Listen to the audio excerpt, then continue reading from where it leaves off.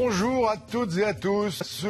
Ça se gâte un peu, regardez les prévisions météo. Antoine Delcourt et Antoine Pocry, et Jean-François Garcia et Noélie Claire, et Amandine Atalaya, et Grégoire Guisteau et Julia Gardet. Et François Hollande, il nous annonce des averses, des orages et parfois de la grêle cet après-midi dans le sud-est avec un peu de neige dans les Alpes, quelques flocons aussi sur les Alpes, au nord dans les Alpes.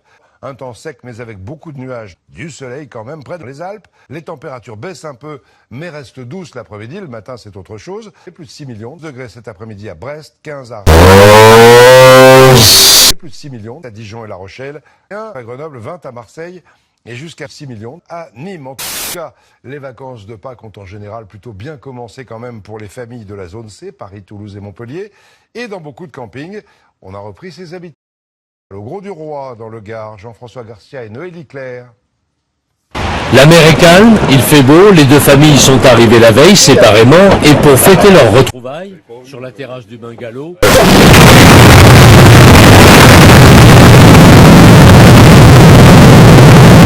On porte un toast, au toast.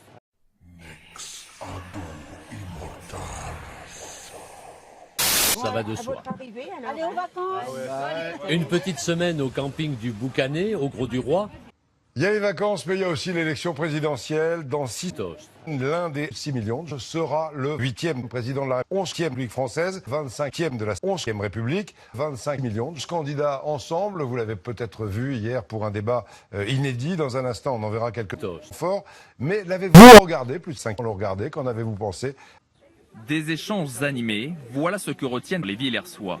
11 candidats, 11 manières de voir l'avenir de la France à 18 millions. Jours seulement du premier tour, c'est vrai. Sur la photo officielle, en tout cas, il n'était que 11 puisque François Hollande a refusé d'y apparaître. On voit même un Fillon qui se dit préoccupé par la dette, mais il y pense moins quand il se sert dans les caisses publiques.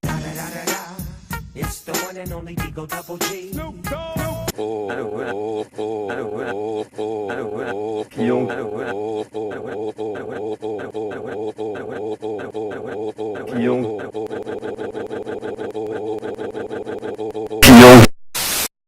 Quand il paye sa famille. Donc nous, par rapport à la dette, nous on pense qu'il faut annuler la dette, effectivement, parce que la dette, c'est Il est plus de minuit. François Fillon commence à perdre ses Fillons car les affaires ont été abordées à maintes reprises pour la première fois. Vous avez avoué des portes, mais pour moins que ça, les gens sont mis à la porte aujourd'hui dans les entreprises. Donc ce décalage-là, évidemment, il est supportable. On a l'impression de subir un c'est exactement étonnant quand même. Merci. C'est quand même étonnant.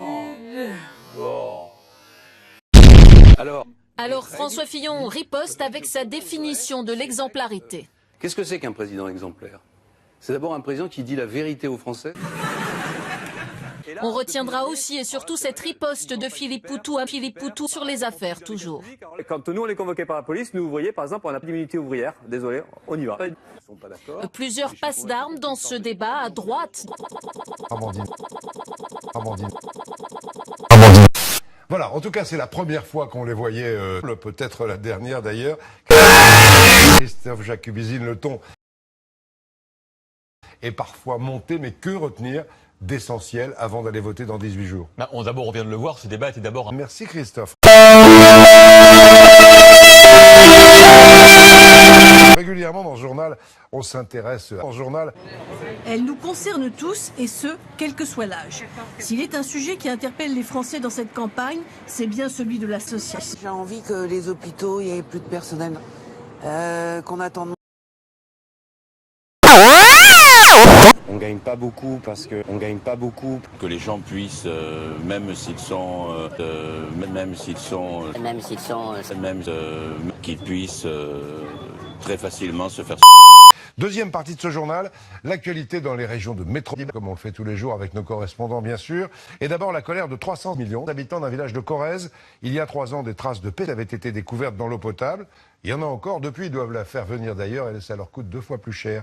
À la Mazière Basse, Nathalie Chiesa et Céline Olive. Ne vous fiez pas aux apparences. Et vive les Girondins.